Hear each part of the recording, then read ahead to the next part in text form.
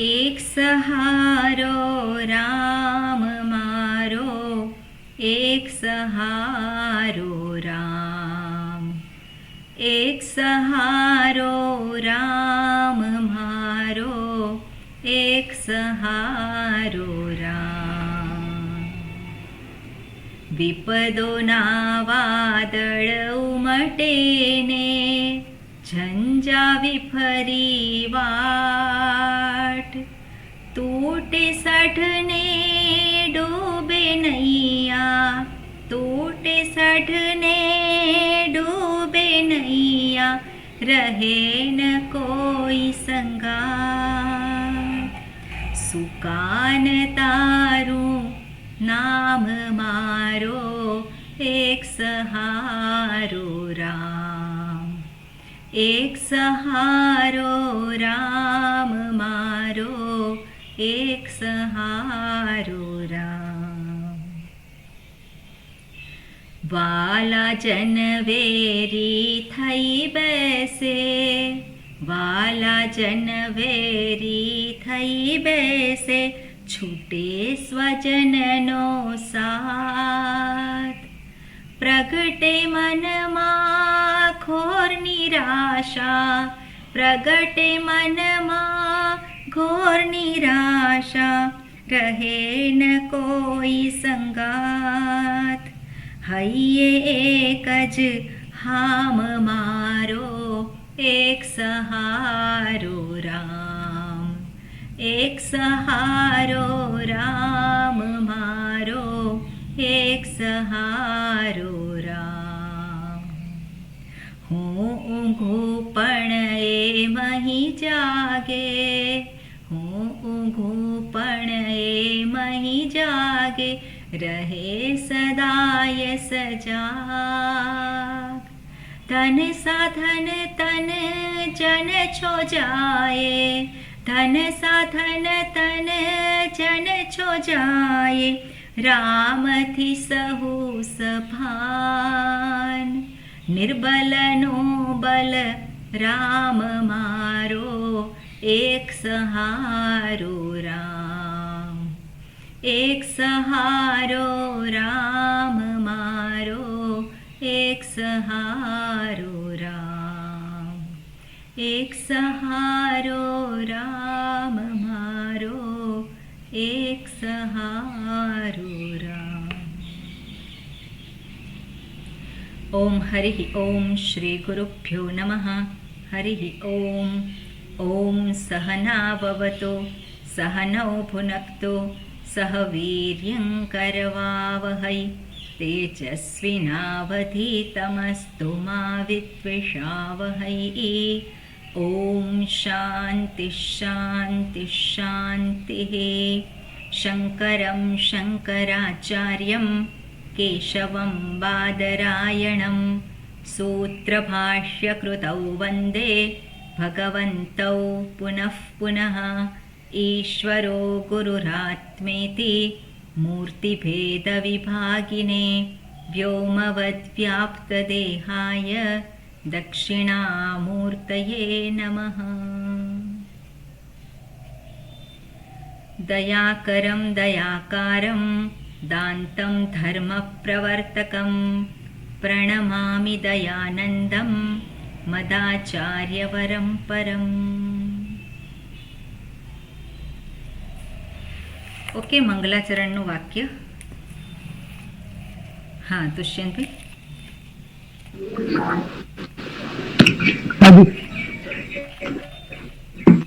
ઓમ નમો ભગવતે વૈવસ્વતાય મૃત્યવે બ્રહ્મ વિદ્યાચાર્યાય યતિકેતસે ચ.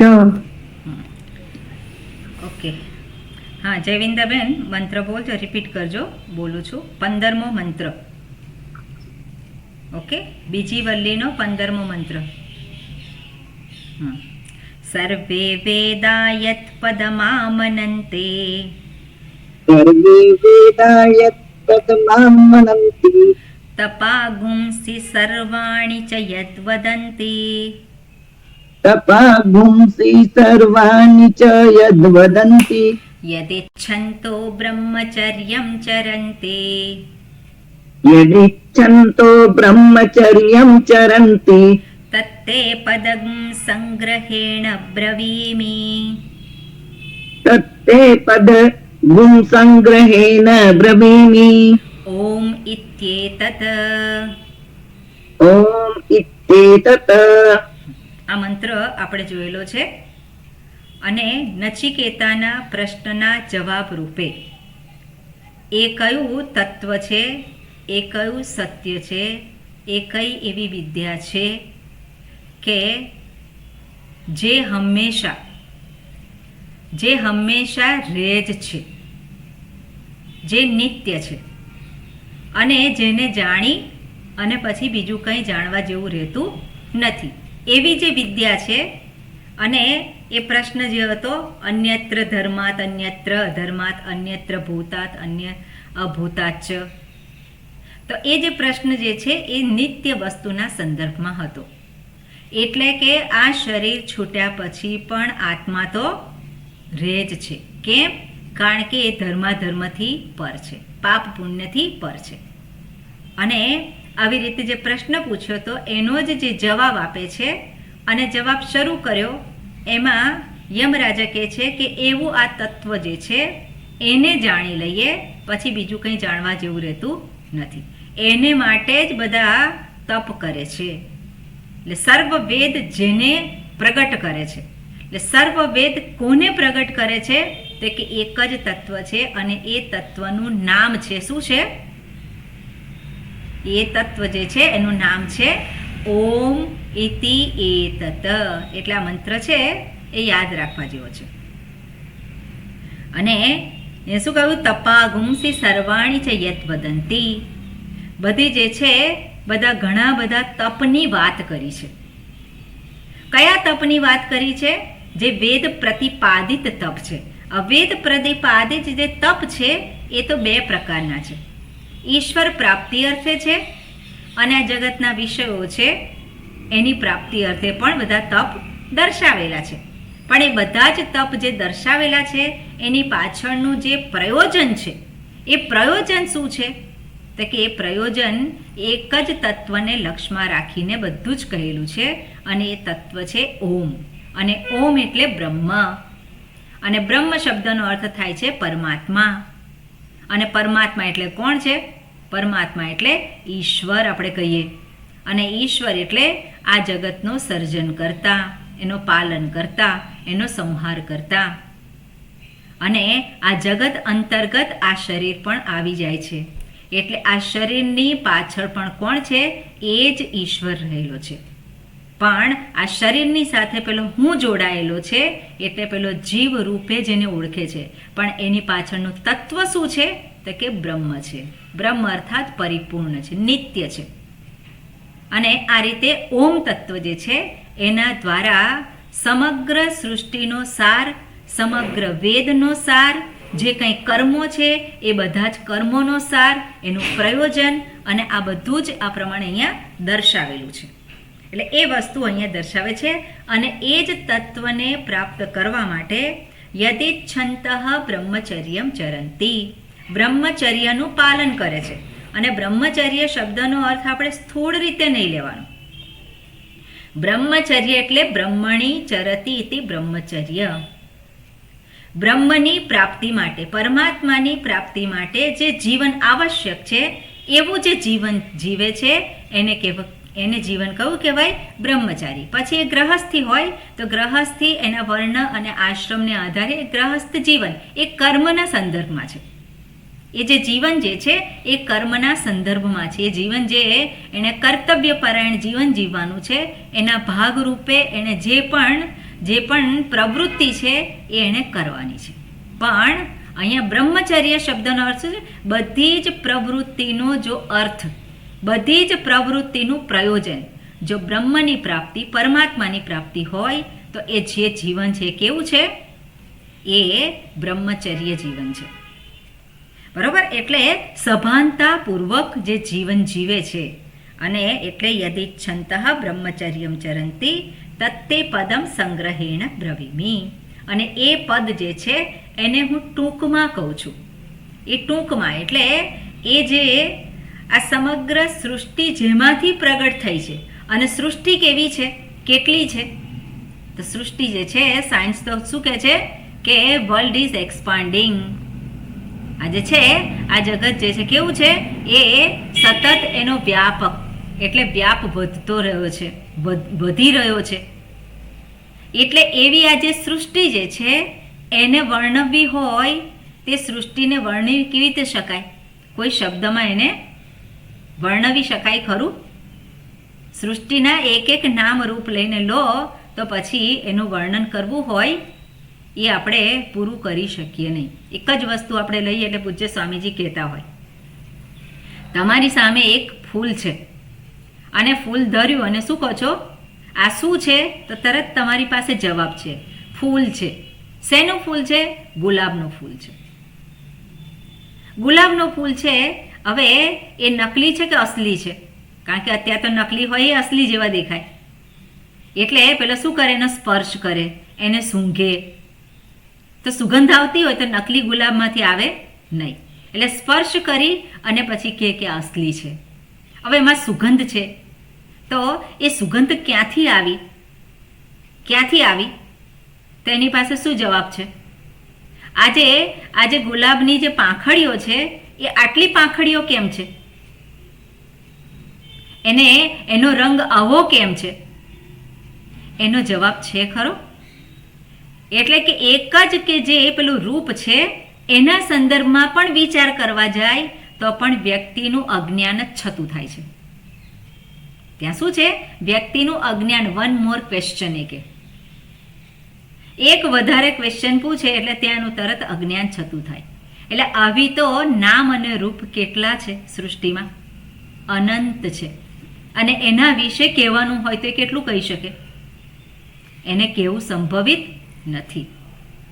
અને એ જ વસ્તુને આધારે જ્યારે પરમાત્માને દર્શાવે છે તો પરમાત્મા જ આ સૃષ્ટિ રૂપે પ્રગટ થયેલા છે આપણે કહીએ છીએ. અને એ પરમાત્માનું વર્ણન જ્યારે કરતા હોય શબ્દને આધારે, તો શબ્દને આધારે કયા શબ્દથી પરમાત્માને વર્ણવી શકાય? કયો શબ્દ લેવાનો? એટલે શબ્દથી એનું નિરૂપણ થઈ શકે નહીં. એટલા માટે જ છે ને, અસિત ગિરી સમમ સ્યાત કચ્ચલમ સિંધુ પાત્રે. સરસ્વતીજી સ્વયં જ્યારે લખવા બેસે અને તો પણ એનો મહિમા જે છે, એની સ્તુતિ એ કાંઈ એને વર્ણવી શકે નહીં. એટલે કઈ વસ્તુ એવી છે જગતમાં કે જેનું આપણે વર્ણન કરી શકીએ?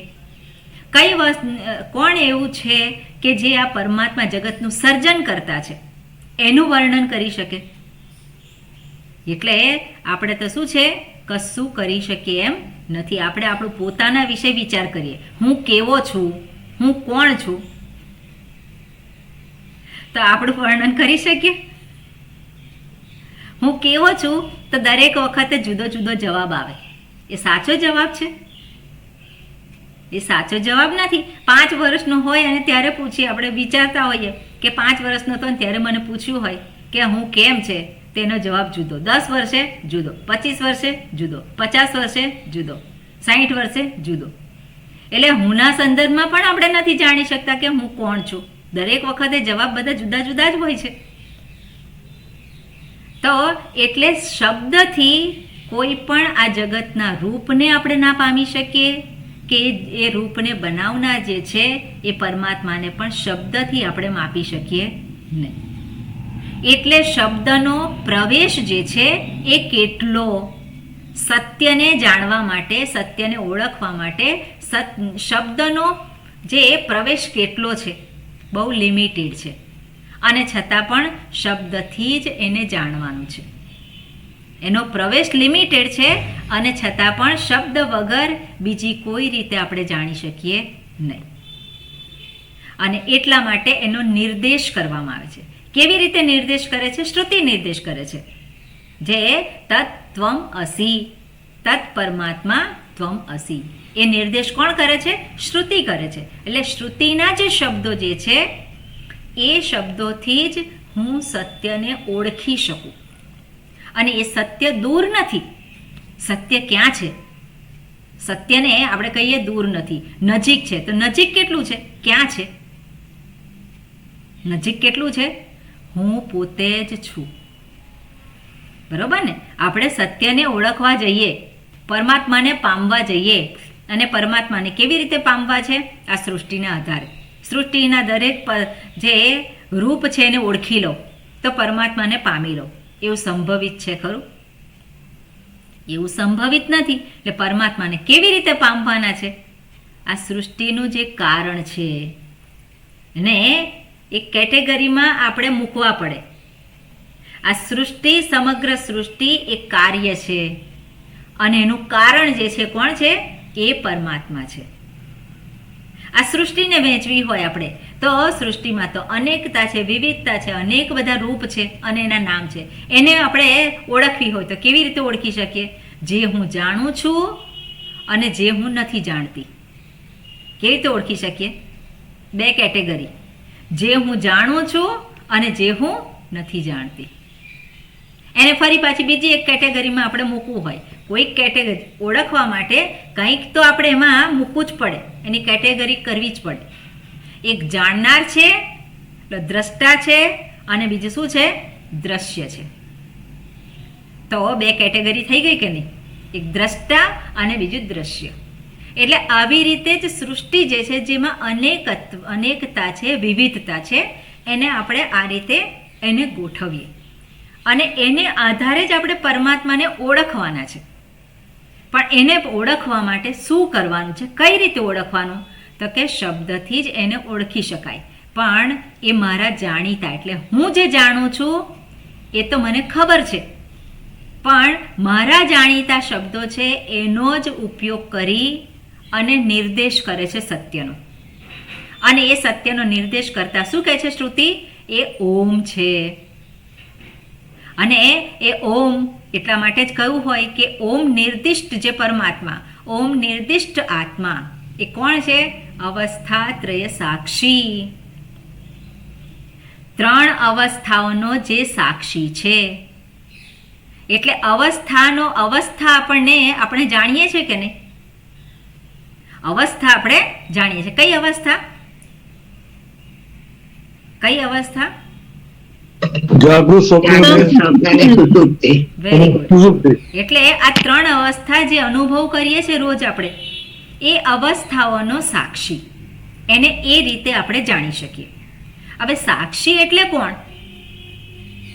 અવસ્થા વખતે જે હાજર છે કે નથી, સાક્ષી કોને કહેવાય? અવસ્થા જ્યારે એનો અનુભવ કરું છું ત્યારે જે હાજર છે એ સાક્ષી છે. એટલે દર્શાવે. શાસ્ત્ર શું કહે છે? વેદ શું કહે છે શ્રુતિ? કે અવસ્થા વખતે જે હાજર છે. કોણ હાજર છે? તો જે અવસ્થાનો અનુભવ થાય છે, જાગ્રત અવસ્થાનો અનુભવ હું કરું છું. આપણે શું કહીએ છીએ? જાગ્રત અવસ્થાનો અનુભવ થાય છે કે નહીં? એનો અનુભવ હું કરું છું. તો અનુભવ કરનારો જે છે, અનુભવ કરનારો છે એ હું છું, એ તો મને ખબર છે. શ્રુતિ જ્યારે આપણને નિર્દેશ કરે સત્યનો, ત્યારે આપણે જેને જાણીએ છીએ ત્યાંથી જે નિર્દેશ કરે. તો આ અવસ્થા ત્રય સાક્ષી જ્યારે કહ્યું હોય ત્યારે અવસ્થા, જાગ્રત અવસ્થા, તો એનો અનુભવ હું કરું છું. એટલે જે અનુભવ કરનારો હું, એને ઓળખું છું કે નહીં? એને તો હું ઓળખું છું. જે અત્યારે આ શબ્દનો અનુભવ થાય છે કે નહીં? રૂપનો અનુભવ થાય છે કે નહીં? એ અનુભવ કોણ કરે છે? તો આપણે શું કહીએ? હું કરું છું. પણ હું કરું છું, આ રૂપનો અનુભવ હું કરું છું, આ શબ્દનો અનુભવ હું કરું છું. અનુભવ કરનારો આ જે હું છે ત્યાં જ પેલો હું રહેલો છે, જે શાસ્ત્ર બતાવે છે, જે નિત્ય છે, જે સનાતન છે. એટલે મારો જે અનુભવ સિદ્ધ હું છે ત્યાંથી બીજે નથી, પણ ક્યાં છે? ત્યાં જ છે. જેને કારણે આ અનુભવ કરનારો પ્રગટ થાય છે એ. અને એ કોણ છે? એ હું. બરોબર? જેને કારણે આ અનુભવ કરનારો હું પ્રગટ થાય છે. એ હું છું. હવે એ હુંને અનુભવ કરનારો કહેવાય ખરો? એ હું જે છે એ અનુભવ નથી કરતો. અનુભવ જેને કારણે થાય છે. હવે અનુભવ થાય છે, આપણે શબ્દનો અનુભવ કહીએ છીએ. તો શબ્દ છે ત્યારે શબ્દનો અનુભવ હું કરું છું. રૂપ છે તો રૂપનો અનુભવ કરું છું. અને હું શું કહું? હું જોઉં છું, હું સાંભળું છું. તે અનુભવ છે કે નહીં? એ અનુભવ છે મારો. પણ એ અનુભવ જે છે એ અનુભવની પાછળનું જે સત્ય છે. એટલે શબ્દ છે ત્યારે શબ્દનો અનુભવ, પેલો શ્રોતા. રૂપ છે ત્યારે દ્રષ્ટા. હવે હું દ્રષ્ટા છું કે શ્રોતા છું? કોઈ એક જ હોઉં? બે હું છે? આપણે એવું કહીએ કે બે હું છે. એક દ્રષ્ટા છું, એક શ્રોતા છું, એક મનતા છું, એક કરતા છું, એક ભોગતા છું. તો પેલા કેટલા હું થઈ ગયા? એટલે હું વહેંચાઈ ગયા બધે. લો કે ને કે મારી પત્નીનો હું, મારા પુત્રનો હું, અને મારી પુત્રીનો હું, મારી માનો હું, મારા પિતાનો હું. તો હું કેટલા થયા? હું બધા વહેંચાઈ ગયા. કારણ કે બધા એવું કહેવા આવે મારા છે, મારા છે, મારા છે. આ તો હું વહેંચાઈ ગયા ને બધા. તો કેટલા હું છે? હું કેટલા થયા ત્યાં? હું અનેક છે. અનેક હું છે. હું તો એક જ છે. પણ પેલી પત્ની સામે છે ત્યારે પેલો પતિ તરીકે હું ઊભો થયો. પુત્ર સામે છે ત્યારે હું પેલો પિતા તરીકે હું ઊભો થયો, અથવા તો માતા તરીકે હું ઊભો થયો. તો આ શું છે? હું એક જ છે, પણ જુદ સામે જે કંઈ છે એને આધારે હુંની ઓળખાણ આપું છું. બરોબર? સામે પિતા છે તો હું મારી ઓળખાણ કઈ આપું છું? હું પુત્ર છું. સામે પત્ની છે તો મારી ઓળખાણ શું આપું? હું પતિ છું. સામે પતિ છે તો મારી ઓળખાણ શું આપું? હું પત્ની છું. એવી જ રીતે શબ્દ છે ત્યારે હું મારી ઓળખાણ શું આપું છું? શ્રોતા છું. રૂપ છે તો હું મારી ઓળખાણ શું આપું? હું દ્રષ્ટા છું. હું કેટલા? હું કેટલા છે? અનેક છે? અનેક છે એવું આપણે કહી શકીએ ખરા કે હું અનેક છે? હું અનેક નથી. એક જ હું છું. પણ એક હુંના આ બધા જુદા જુદા શું છે? આ બધા જ એના રૂપ છે. એક જ હું જુદી જુદી રૂપે પ્રગટ થાય છે. એ હું જે છે જે જુદી જુદી રૂપે પ્રગટ થાય છે એ હુંનું કયું રૂપ? અનેક રૂપે જે પ્રગટ થાય એ હુંનું કયું રૂપ? એનું કોઈ રૂપ છે ખરું? અનેક રૂપે થાય એનું રૂપ જ ના હોય. અનેક રૂપે જે પ્રગટ થાય એનું કયું રૂપ? એનું કોઈ રૂપ નથી. બહુરૂપીઓ કે એટલે બહુરૂપે ધારણ કરી શકે, પણ એનું પોતાનું કયું રૂપ છે?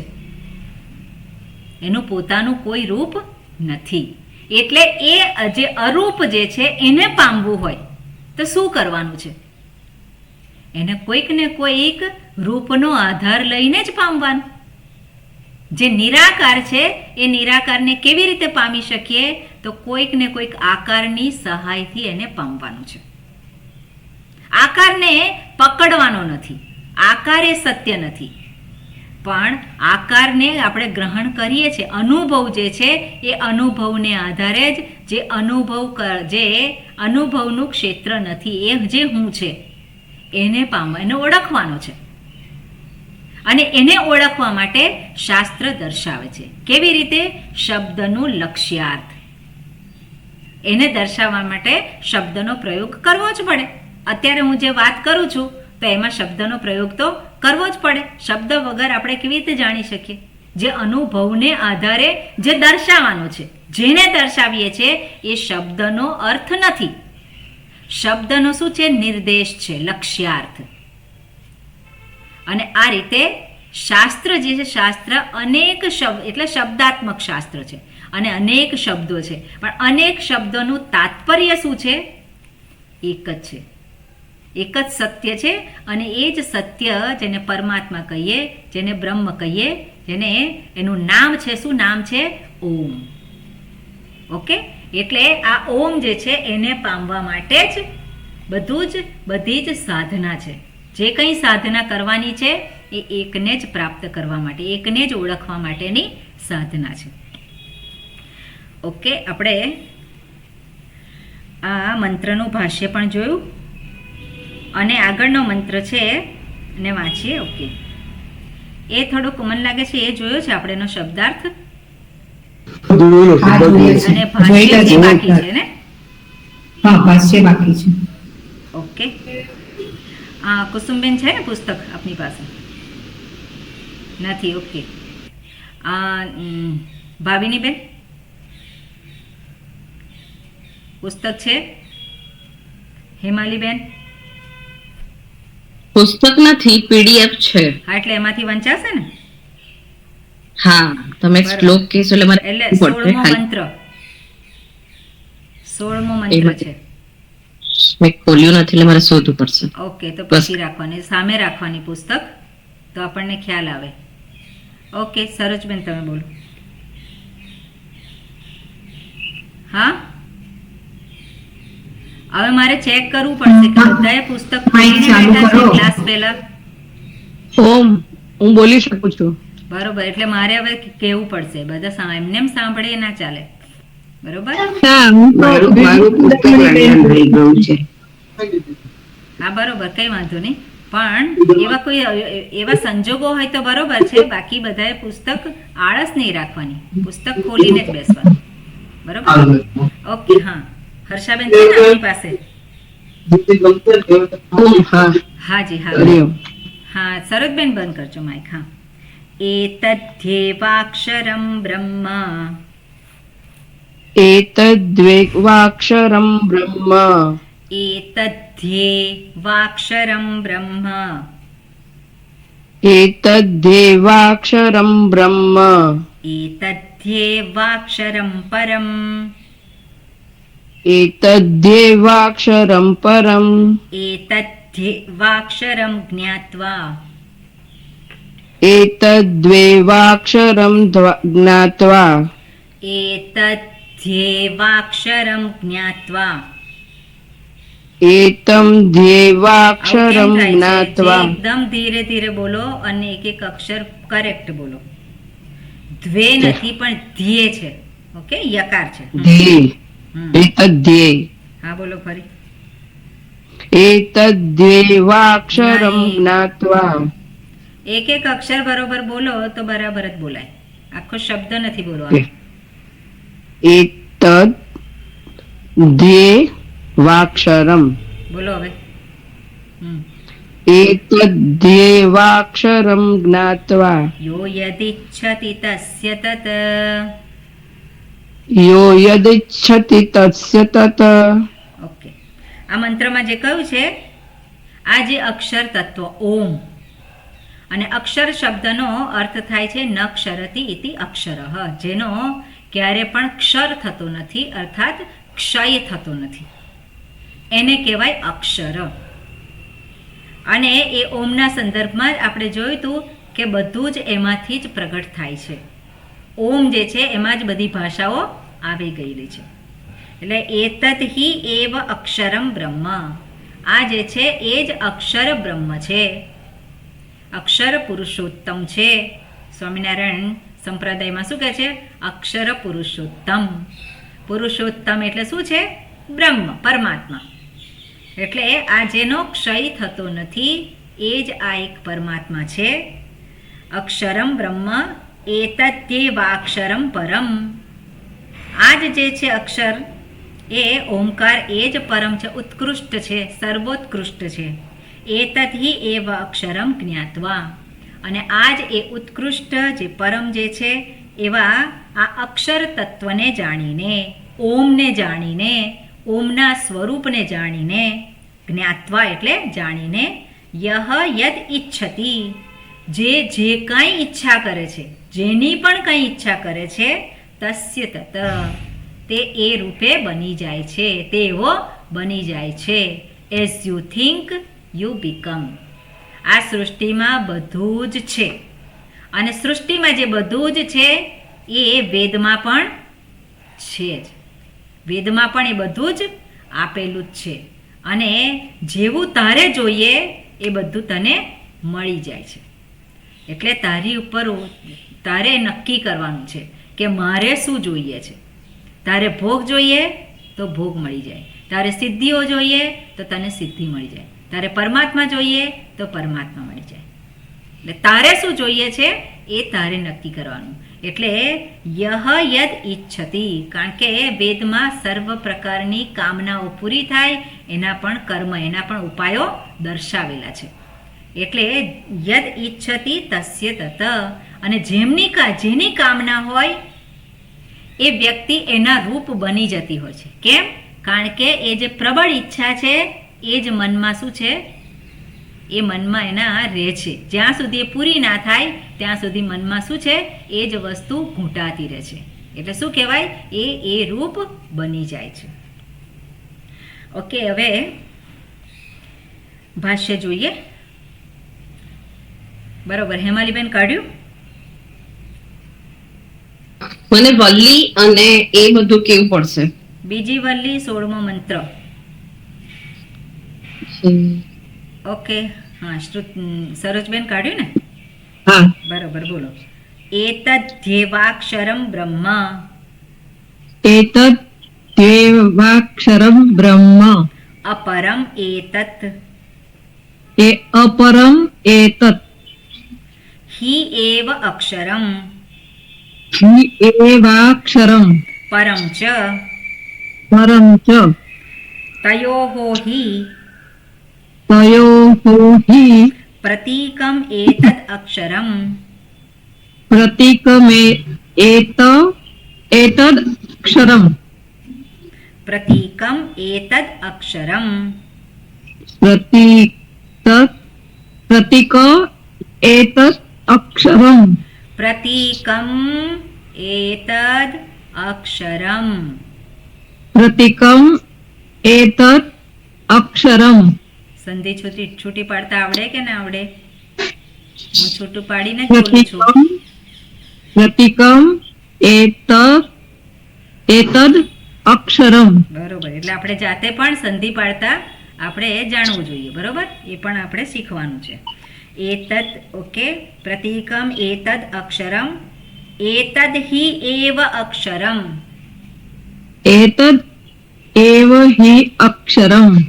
હું બોલું છું એ જરાક ધ્યાન રાખી અને પછી જુઓ અને પછી એમાં એ કરો.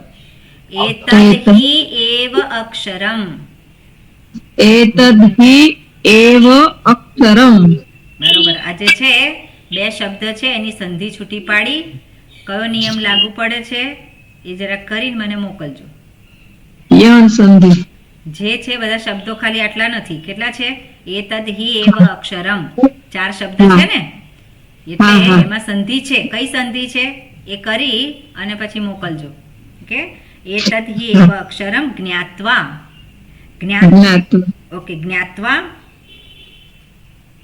બોલો. જ્ઞાત્વા ઉપાસ્ય બ્રહ્મ ઇતિ. ઉપાસ્ય બ્રહ્મ ઇતિ. યો યદ ઇચ્છતિ. યો યદ ઇચ્છતિ. પરમ અપરમ વા. પરમ અપરમ વા. તસ્ય તદ ભવતિ. તસ્ય તદ ભવતિ. પરમ ચેત. પરમ ચેત. જ્ઞાતવ્યમ. જ્ઞાતવ્યમ.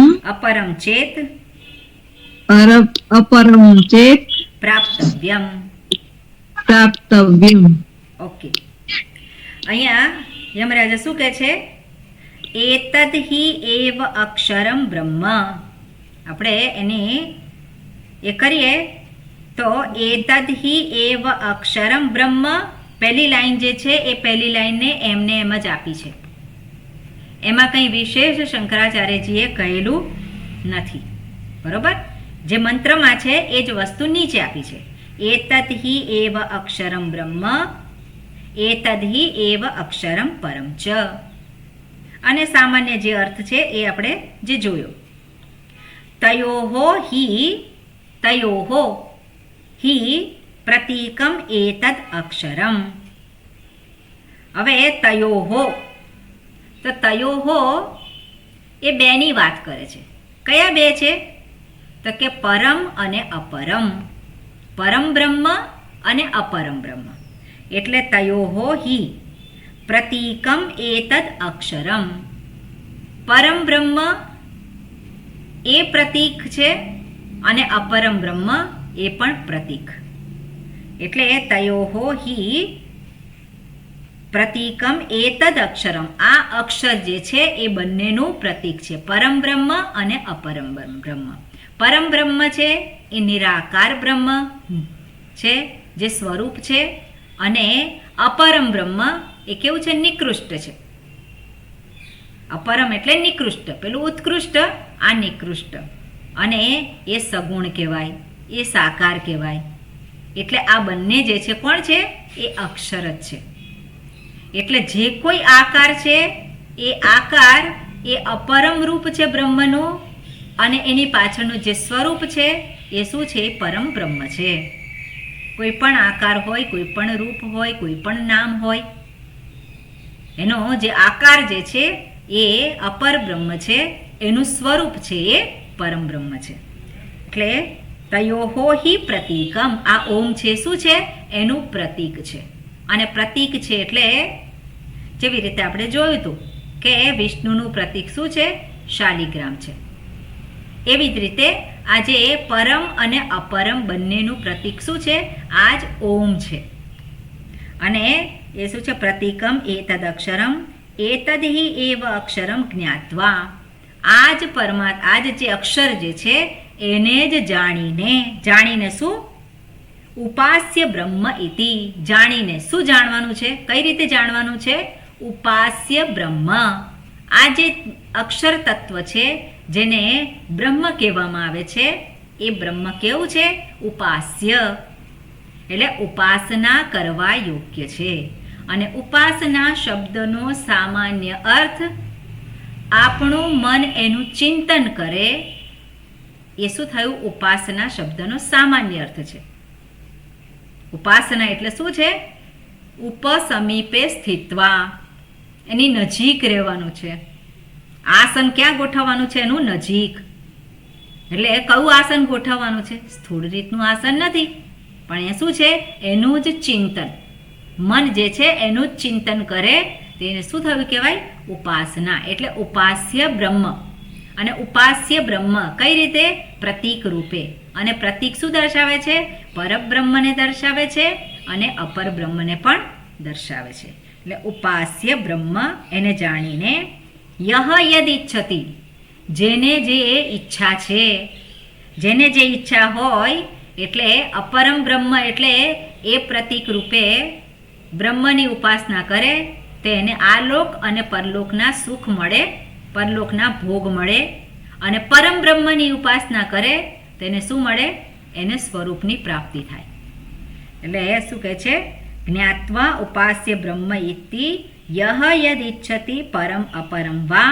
જે પર અથવા અપરમ જેની પણ ઈચ્છા કરે, તસ્ય તદ ભવતી, તે એ રૂપ બની જાય છે, તે એ પ્રમાણેનો થઈ જાય છે.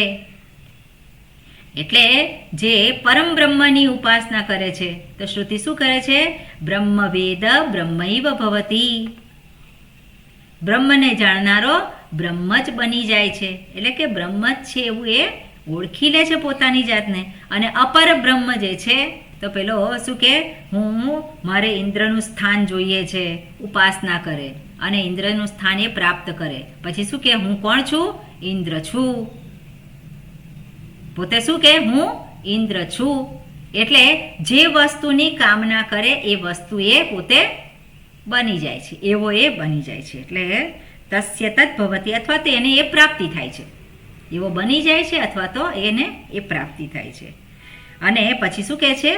પરમ ચેત જ્ઞાતવ્યમ.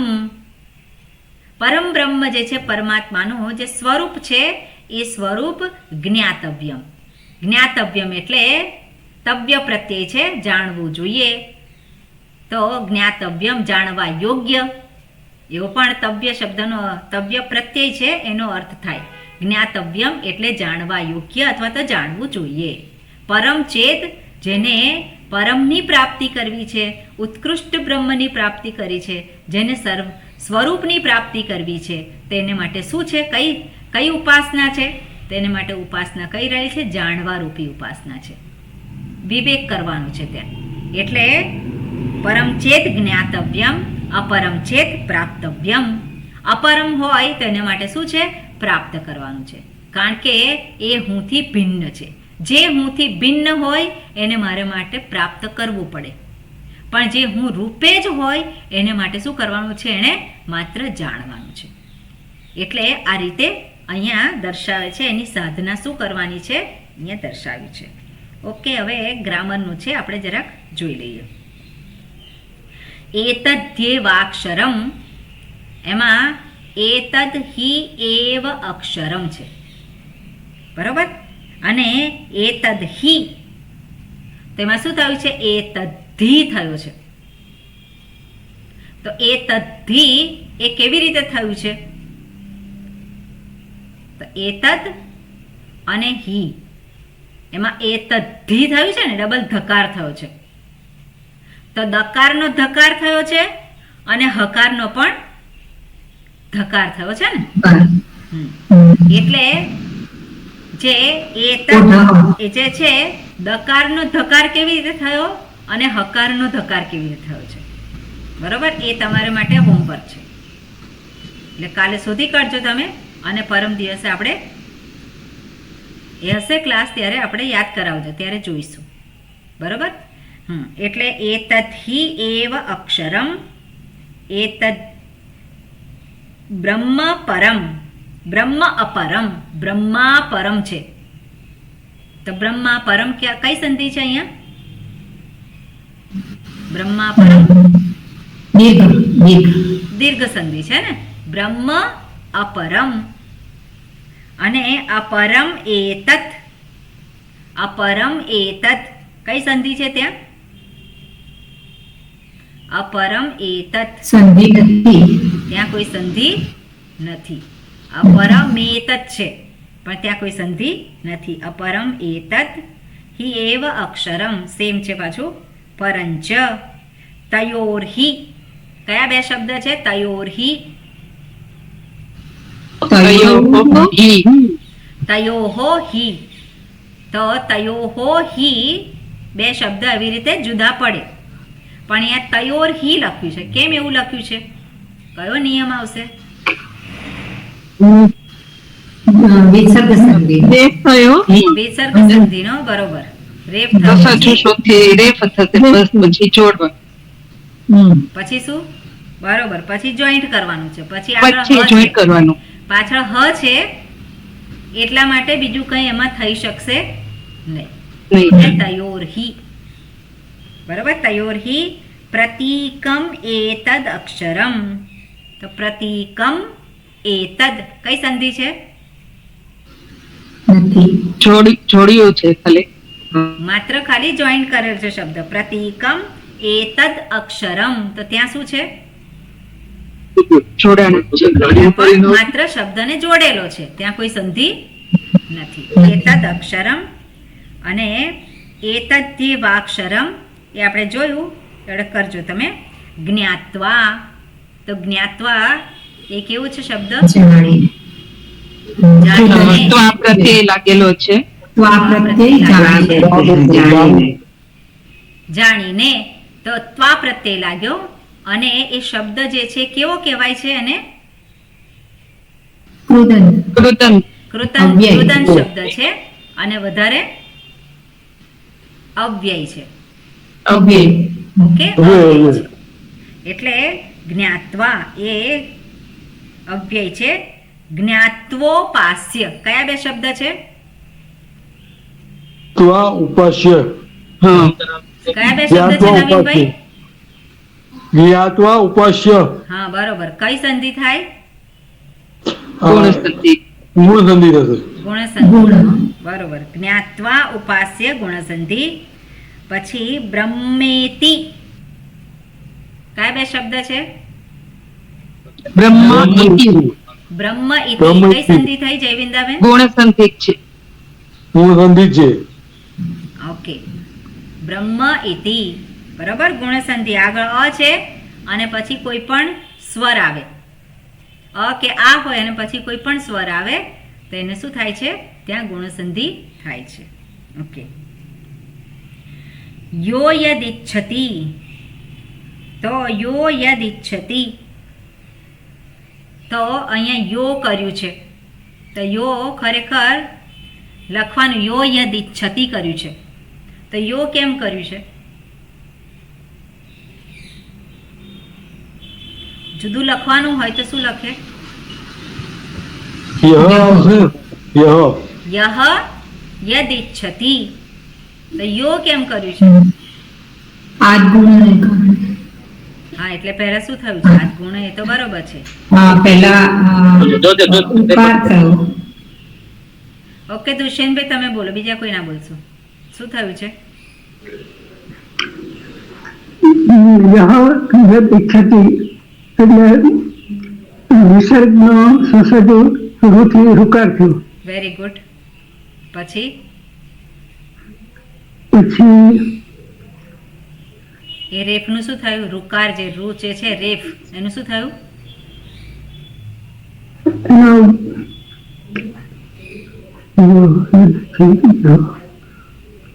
એનો લોપ થયો.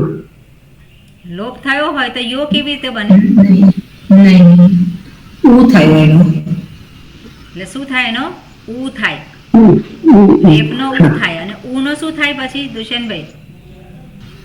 એના પછી વૃદ્ધિ સંધિ. હા, વૃદ્ધિ સંધિ. વૃત્તિ સંધિ આવે. વૃત્તિ હા, સંધિ ના. શું છે? હા. આદ ગુણથી ઉ. આ ગુણથી ઓ થાય. વૃત્તિ સંધિમાં વૃદ્ધિ લેટર્સ કયા છે એ આપણે હા ધ્યાનમાં રાખવાનું. હા હા બરાબર. ના, સંધિ નથી બરાબર. એટલે કઈ સંધિ છે? ના એટલે આ વિસર્ગ સંધિ જ છે. સંધિ જ નથી આમ તો. સંધિ જ નથી.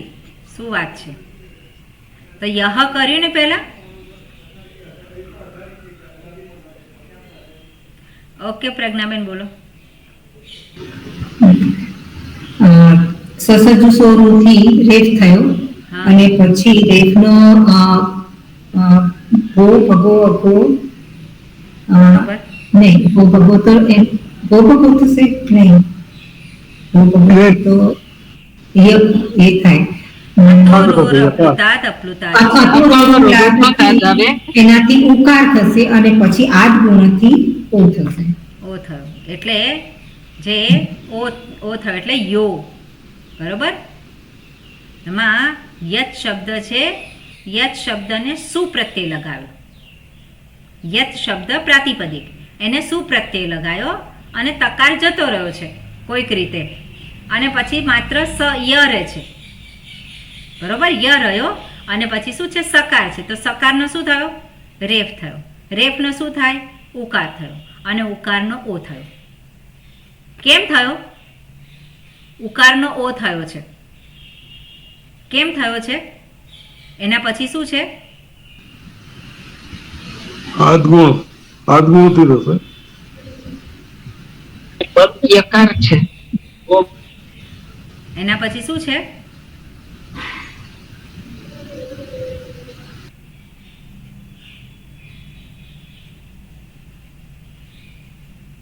આદ ગુણ હોય તો શું હોવું જોઈએ? અ પ્લસ ઉ. અ પ્લસ ઉ. અહીંયા શું છે?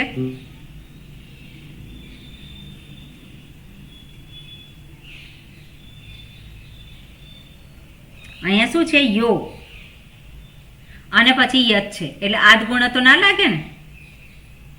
લાગશે? હા, નહીં લાગે, નહીં લાગે. હે? ય થયો ને, ય એમાં અકાર આવ્યો ને સ્વામી. તો યતમાં તો પહેલા યકાર આવે ને પછી અકાર આવે ને? હા, એટલે અકાર પછી અકાર પછી જો ઉકાર યકાર છે આવે. કે યકાર પછી અકાર છે? યકાર પછી અકાર છે. હા, તો પછી અહીંયા જે ઉ થયો અને ઉ પછી યકાર છે, ઉ પછી યકાર છે, તો આદ ગુણ સૂત્ર લાગે? તો નહીં લાગે. ના લાગે ને? એટલે બીજું કોક સૂત્ર હા, લાગેલું છે, બરોબર? આને માટે બરોબર. સૂત્ર બીજું આદ ગુણ સૂત્ર નથી, બીજું કોઈ સૂત્ર છે, આપણે જોઈશું એ. અચ્છા પણ એ શું થયું? ઓ થયો છે અહીંયા. તો થયો છે યા. ગુનો શું થયો? ઓ થયો છે.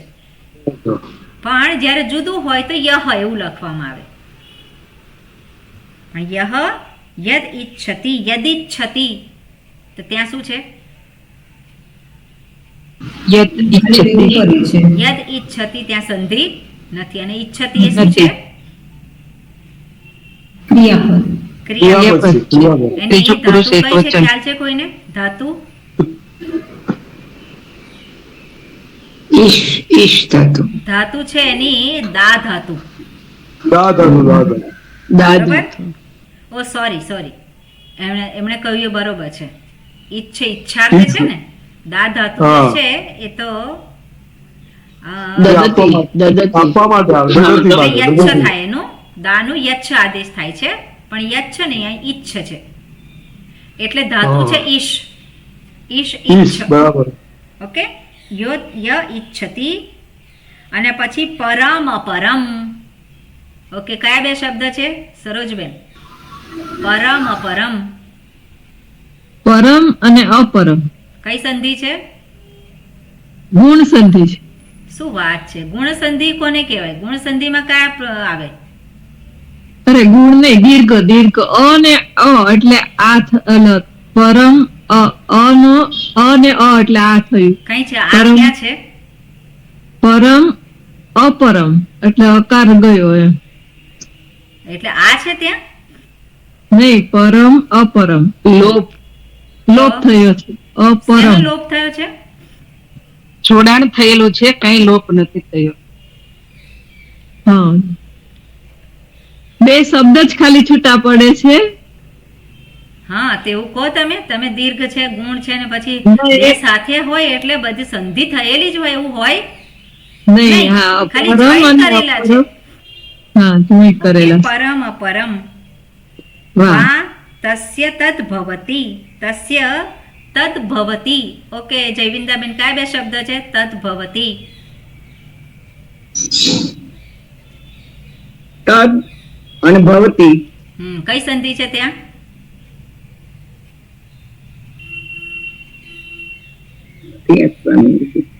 તદ અને ભવતી, તો કઈ સંધિ છે ત્યાં? સંધિ હોય તો કોઈક તો ફેરફાર થવો જોઈએ ને? નથી. છે કઈ? ક્યાં તો ના. દીર્ઘ હોય, હા. કાં તો ગુણ સંધિ હોય, કાં તો યણ સંધિ હોય, ક્યાં તો અય આવતો હોય. અહીંયા શું છે? ના, તદ નથી. ભવતી, એનું એ જ આપણે વાંચીએ છીએ. નથી, હા, એટલે કોઈ એટલે સંધિ નથી. ત્યાં નથી. તદ નથી. ભવતી. બરોબર. પરમ ચેત જ્ઞાતવ્યમ. ઓકે કુસુમબેન, કયા શબ્દ છે? ચેત જ્ઞાતવ્યમ. Could you repeat it? તમે શું કહ્યું? પરમ ચેત, તો પરમ નહીં પણ ચેત જ્ઞાતવ્યમ. ચેત જ્ઞાતવ્યમ. ચેત અને જ્ઞાતવ્યમ, કઈ સંધિ છે ત્યાં? નથી. કોઈ સંધિ ત્યાં નથી. જ્ઞાતવ્યમ અને જ્ઞાતવ્યમ અપરમ, તો ત્યાં કઈ સંધિ છે? જ્ઞાતવ્યમ અપરમ, તો છે સંધિ. જ્ઞાતવ્યમ અપરમ લખ્યું છે, કોઈ સંધિ ત્યાં નથી. જ્ઞાતવ્યમ અપરમ ચેત પ્રાપ્તવ્યમ, ત્યાં પણ કોઈ સંધિ નથી. ઓકે, એટલે સંધિ અહીંયા છે જ નહીં, પણ બધા અક્ષરો, બધા આ શબ્દો છે એને જોઈન્ટ કરેલા છે, કોઈક જ જગ્યાએ સંધિ છે. Okay, clear? આગળનો મંત્ર. ઓકે હેમાલીબેન, મળ્યું? ના, મને ના મળ્યું. બરોબર, એટલે હવે જોતા શીખજો, કોઈકની પાસે શીખી લેજો. હા. બરોબર? હા. ઓકે, બીજું કોણ બોલી શકશે જે નથી બોલ્યા? ઓકે જયંતભાઈ. અનુકૂળ. યતઃ એવં અતઃ यतः एवं अतः एतदालम्बनं श्रेष्ठम् एतदालम्बनं श्रेष्ठम् एतदालम्बनं परम् एतदालम्बनं परम् एतदालम्बनं ज्ञात्वा एतदालम्बनं જ્ઞાત્વા બ્રહ્મલોકે મહીયતે. બ્રહ્મલોકે મહીયતે. Very good. ઓકે, માઇક બંધ કરો. પડઘા પડે છે એમાં ખાસ તો. યતઃ એવં અતઃ. યતઃ એવં અતઃ. યતઃ એટલે કારણ કે, આ કારણ હોયને. આગળ કારણ દર્શાવ્યું. આ જે બ્રહ્મ કેવું છે. એવમ, એવમ એટલે આ પ્રકારે હોયને. આ કારણથી આ પ્રકારે હોયને. અતઃ, અતઃ એટલે માટે. આ કારણ છે અને માટે. માટે એટલે આગળ હવે કંઈક કહેવાના છે. તો યતઃ અને અતઃ બે શબ્દ છે. તો યતઃ અતઃ કેવી રીતે બન્યા છે?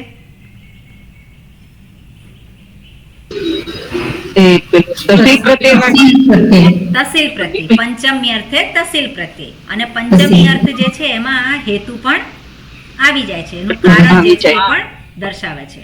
એટલે હવે તસિલ પ્રત્યય યતઃ, તો કયા શબ્દને લાગ્યો તસિલ પ્રત્યય? યતઃમાં યતને તસિલ પ્રત્યય લાગ્યો અને યતઃ શબ્દ બન્યો. કારણ કે, અને અતઃ શબ્દ બન્યો છે. કયા શબ્દને લાગ્યો છે તસિલ પ્રત્યય? અસને, એટલે અસને પછી તસિલ પ્રત્યય લાગ્યો. અતઃ કયો છે? ઈદમ છે. અદસ અદસને પણ લાગી શકે અને ઈદમ. અતઃ જે છે ઈદમ. ઈદમો ઈશ, ઇતઃ થાય છે. ઓકે, ઈદમઃ. ઈદમ પછી ઈ આવે આગળ. હા, ઈદમ છે તો ઈ હોય ને આગળ, તો પછી અતઃ કેવી રીતે? એતત તતો રથોહો, તો એતત શબ્દ હોવો જોઈએ. ઓકે, એતદ અને તસિલ પ્રત્યય. પણ એતદમાં એ આવવું જોઈએ. એ આવે તો અદસ. એટલે ઈદમ શબ્દનું જ આ રૂપ છે. હા, એટલે ઈદમ ઈદમનું જ છે, પણ આપણે એમાં જોવું પડશે. ઈદમનું કેવી રીતે? નપુંસકલિંગ પ્રથમા વિભક્તિ અદહ થાય છે ને. હા, બરોબર. એટલે ઈદમનું એટલે અદહની સાથે એનો મેળ નથી. પણ ઈદમના આજે તસિલ પ્રત્યય લાગે અને પછી એ જગ્યાએ કયા પ્રત્યય છે, એના રિપ્લેસમેન્ટમાં કયા છે એ જરાક જોવાનું. એટલે હોમવર્ક તમારા માટે. બરોબર? એટલે હવે તમારે મને કહેવાનું અતઃ કેવી રીતે બન્યો છે. એટલે કાલ તમારો ક્લાસ છે ને, એટલે છૂટી કાઢીને ડિસ્કશન કરજો. ઓકે, બરોબર. એટલે એવમ અતઃ, યતઃ એવમ અતઃ. અને પછી મંત્ર છે એતદ આલંબનમ શ્રેષ્ઠમ. એતદ આલંબનમ. આલંબનમ એટલે જેનો આધાર લેવામાં આવે છે એને આલંબન કહેવાય. જે આલંબન, જેનો આધાર લેવામાં આવે એ બ્રહ્મ છે એવું નથી કહ્યું. જેનું આલંબન લઈ અને જેને પામવામાં આવે છે, એનો અર્થ શું કરવાનો હોય? એતદ આલંબનમ બ્રહ્મ. એટલે આલંબન બ્રહ્મ છે. એટલે આલંબન લઈ અને પામવાનું કોને છે? બ્રહ્મને. પણ અહીંયા કહેવા શું માગે છે? જેનું આલંબન લઉં છું એ પણ કોણ છે? બ્રહ્મ છે. એટલે પામવાનું જે છે એ બ્રહ્મ છે. જેના થકી પામવાનું છે, જે આલંબન છે એ પણ શું છે? એ બ્રહ્મ જ છે. એટલે સાધન, સાધ્ય પણ એ અને સાધન પણ એ જ છે. એતદ આલંબનમ શ્રેષ્ઠમ. એ કેવું છે? આલંબન શ્રેષ્ઠ છે. એતદ આલંબનમ પરમ. એ ઉત્કૃષ્ટ છે. એટલે આનાથી વિશેષ કોઈ ઉત્કૃષ્ટ આલંબન હોઈ શકે નહીં. શેને પામવા માટે? પરમ ચેત પ્રાપ્તવ્યમ, અપરમ ચેત જ્ઞાતવ્યમ. એ અપરમ જે છે એને પામવું. એટલે આ જગત, જગતના ભોગ અને બધું જે કંઈ પામવું હોય તો આ શ્રેષ્ઠ આલંબન છે. અને પરમાત્માની પ્રાપ્તિ કરવી હોય, સ્વરૂપની પ્રાપ્તિ કરવી હોય તો પણ આલંબન કેવું છે? આ જ ઉત્કૃષ્ટ આલંબન છે. એતદ આલંબનમ જ્ઞાત્વા બ્રહ્મલોકે મહીયતે. આ જ આલંબન જે છે એને જાણીને શું જાણીને કરીને અને પછી એને પ્રાપ્તિ થાય છે. શેની પ્રાપ્તિ થાય છે? બ્રહ્મલોકે મહીયતે. બ્રહ્મલોકની પ્રાપ્તિ કરે છે. બ્રહ્મલોકમાં જે મહિમા છે એ મહિમા એ જે ત્યાં જે સિદ્ધિઓ છે જે કંઈ સુખ છે એને એ પ્રાપ્ત કરે છે, એને ભોગવે છે, બ્રહ્મલોકને ભોગવે છે. આ પ્રમાણે અહીંયા વાત કરી છે. વિશેષ આપણે આવતીકાલે જોઈશું. ઓમ પૂર્ણમદઃ પૂર્ણમિદં પૂર્ણાત પૂર્ણમુદચ્યતે પૂર્ણસ્ય પૂર્ણમાદાય પૂર્ણમેવાવશિષ્યતે. ઓમ શાંતિ શાંતિ શાંતિ. હરિ ઓમ શ્રી ગુરુભ્યો નમઃ. હરિ ઓમ. ઓમ નમઃ પ્રણવાર્થાય શુદ્ધ હરિ ઓમ.